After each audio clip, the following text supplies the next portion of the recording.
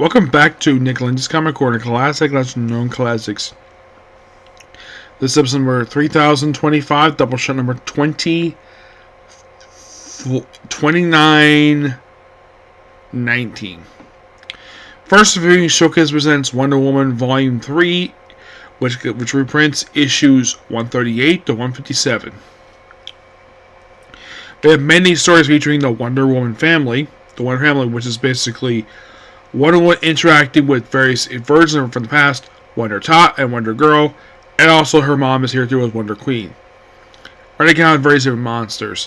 One of the most weirdest ones they have in here is having Wonder Woman fight dinosaurs in a department store. I'm like, what? Yes, seriously. But,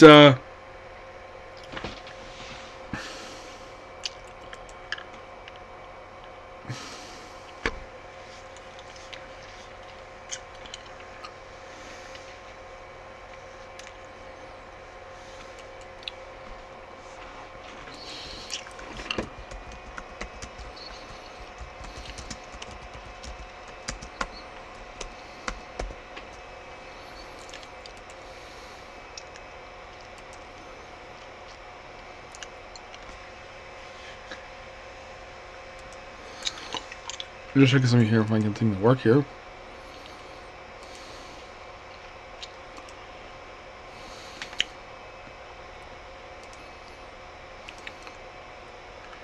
In case you're curious, there's one about robots in here. A few of them per se. Yeah,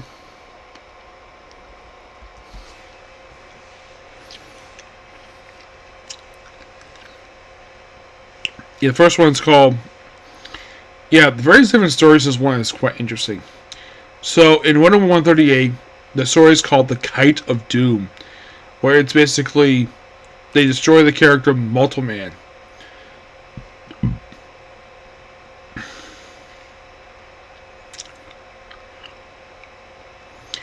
Yeah, he made his return here.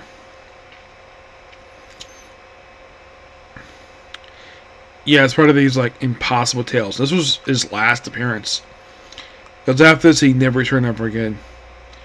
Was this the end of the Wonder Woman family?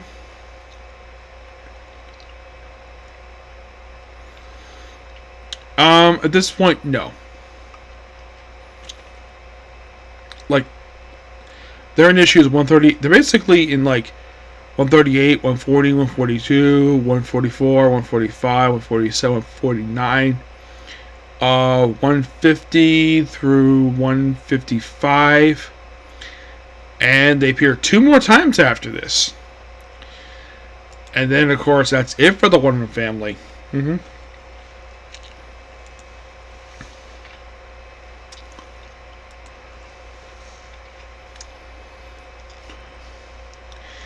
In 139, it's called Day One Reveal a Sick Identity.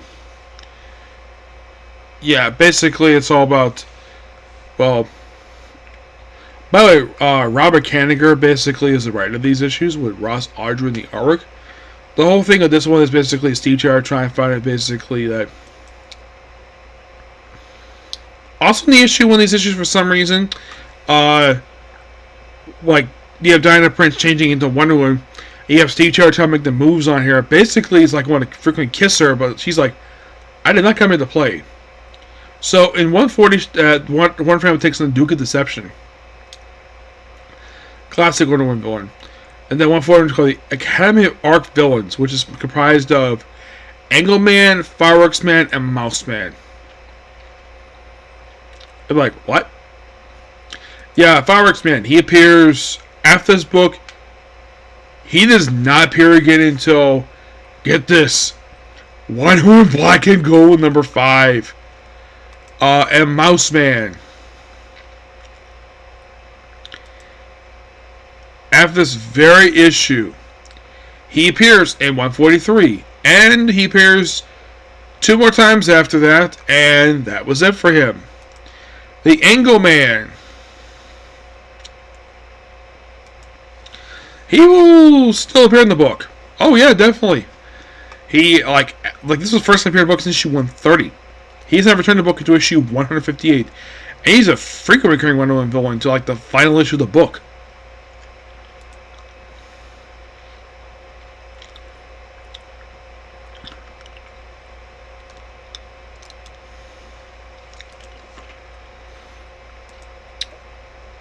Of course, because he became arch villains. Which the whole thing is basically trying to find and kill Wonder Woman. It's only here for one issue. And 142, you have the Wonder Woman family take on the Mirage Giants. Yeah, giant versions of themselves. And then issue 143, you have two stories. The Terror Trees of Forbidden Island, and The Amazing Mousetrap. Amazing Mousetrap was basically Mouse Man basically facing Wonder Woman present day. And then, of course, about one more time after that. Or, in the opening story, just Wonder Woman versus aliens. They're like, really? Something like something Superman would do. And then issue 144, yeah, Revolt of the Wonder Woman. And then you have Merboy versus Bird Boy. This is Bird Boy's very first appearance. And it's like they added him in here just be a recurring character, part of the Wonder Woman family plot. And the whole thing, the first story is basically Wonder Woman unleashing frustrations. In 145, The Phantom Beast. Another Wonder Woman family story. So it's like the main Wonder Woman from Earth 1 keeps taking issues off just to feature this alternate version of her, where teams will basically past version of Wonder Ties. Basically, Wonder Woman was a little girl, and Wonder Girl was her as a teenager. In 146 is her raising money for the orphanage, called War of the Underworld Giants. And 147, Bird Girl, Fish Girl.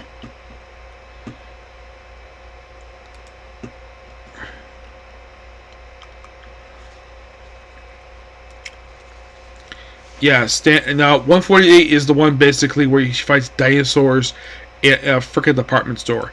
I thought that was really cool. 149, Last of the Amazons.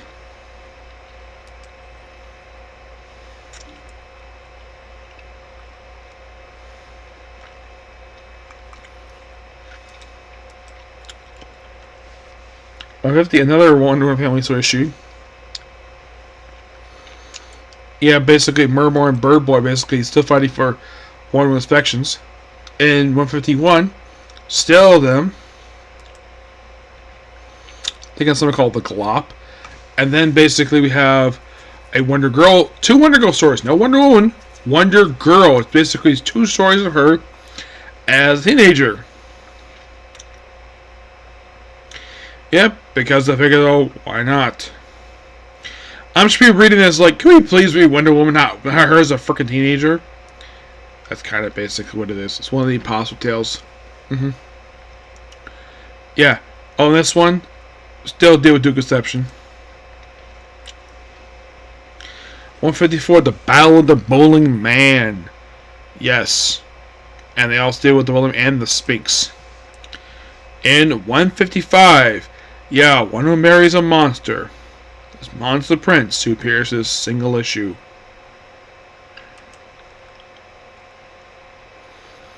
In 156, which I believe is our last issue. Yeah, this is the last one. This basically has a cameo by Gordon. One of them was actually Wonder Woman Earth 40.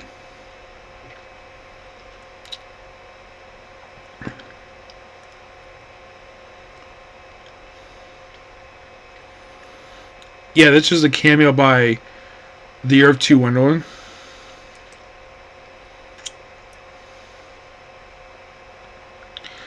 Even I think at this point, how many times did she appear in this book?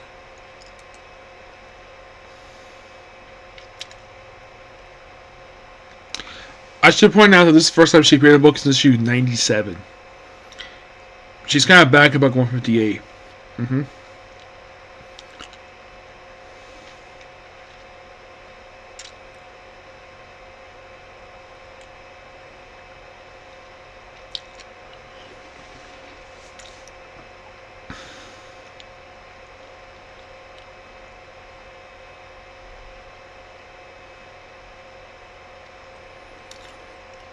But next time, however, we're talking about this book.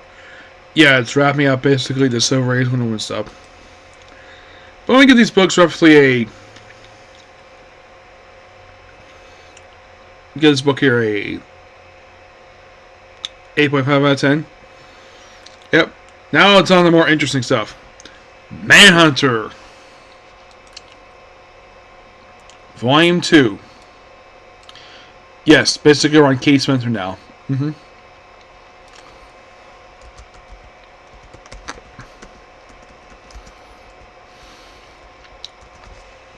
The one version... Now, this is by far the one who's one of the most successful, who had much more longer run as Manhunter than the other ones. This is called Trial by Fire, which clicked issue 6 to 14. The first set of issues basically is Wonder Woman is basically Manhunter, Kate basically trying to do the trial of Shadow Thief in the opening few issues, also calling Superman. And that's kind of basically what the trial is. And then right after this, it gets much more weirder. And then we cut to seeing Dan Richards. Who is Dan Richards, you might ask? Why, he's the original guy who basically assumed the identity of Manhunter back in the 1940s. He appears here as an old man with his dog, who is probably since long retired since been Manhunter. And then him and his dog are murdered by a mysterious person. And then presumably Mark Shaw is killed off panel. And then we see Chase Lawler. First time he's been featured in a comic book since the end of his short-lived run as Manhunter back in the 90s. And he's murdered while wearing his freaking costume. And then this is interesting. And then we have another Manhunter pop up in the book. A man by the name of Kirk DePaul. Who is Kirk DePaul, you might ask? Why, he is a clone of Paul Kirk, the second Manhunter who died back in the 70s.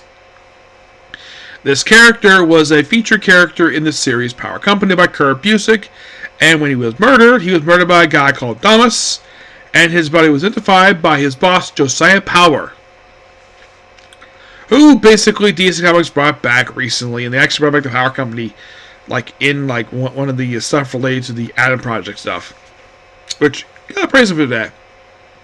Those who are familiar with Josiah Power, he's this big, muscular,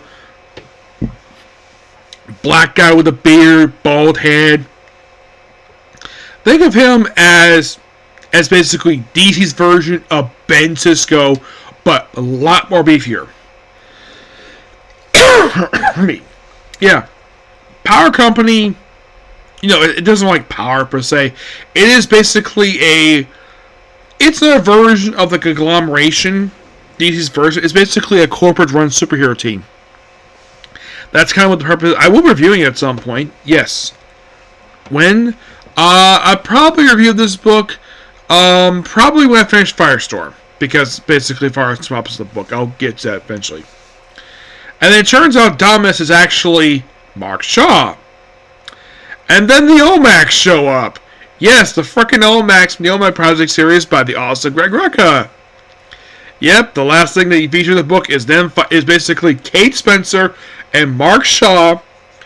Yeah, the whole thing with Mark Shaw, this actually was a program related to...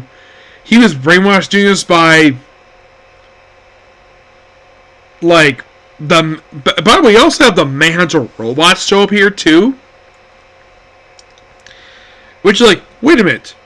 Why is the Manhunter robots in Kate Spencer's book? She has nothing to do with the Manhunters. And that's true. She has nothing to do with them. But they show up here because Manhunters.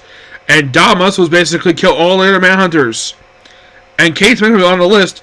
At one point, she was accused of killing Mark Shaw. And she was telling her boss, hey, you see I murdered Mark Shaw, right? Yeah. I'm staring at him. He's trying to murder me. Yes, that's Mark Andrega writing that. The book is excellent. Jay Lee, basically, he does the covers for this amazing book. Yeah, he does the covers for it. And I love this book. It's amazing. I'm going to give Manhunter Volume 2, Trial by Fire, a 10 out of 10. Sadly put, we only have 2 more trades left to go for Manhunter. Yeah, 2 more left to go. And then we're done. Basically, it's just Origins and Forgotten. Origins is a very interesting story arc because this one involves Kate Spencer looking into her family tree. And it is fascinating with this character.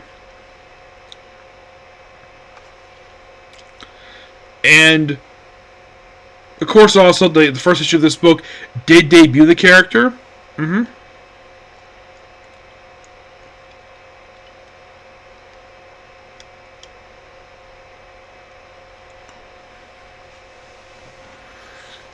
But yeah, it's basically going to be quite interesting to discuss this because, well, there's a lot of basically, like, stuff related to this group.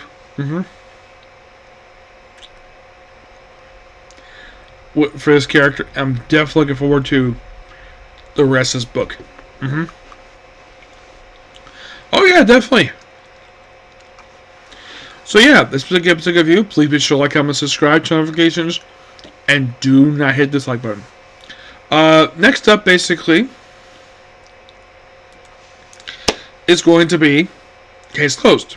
Yep. Thanks to you. Bye.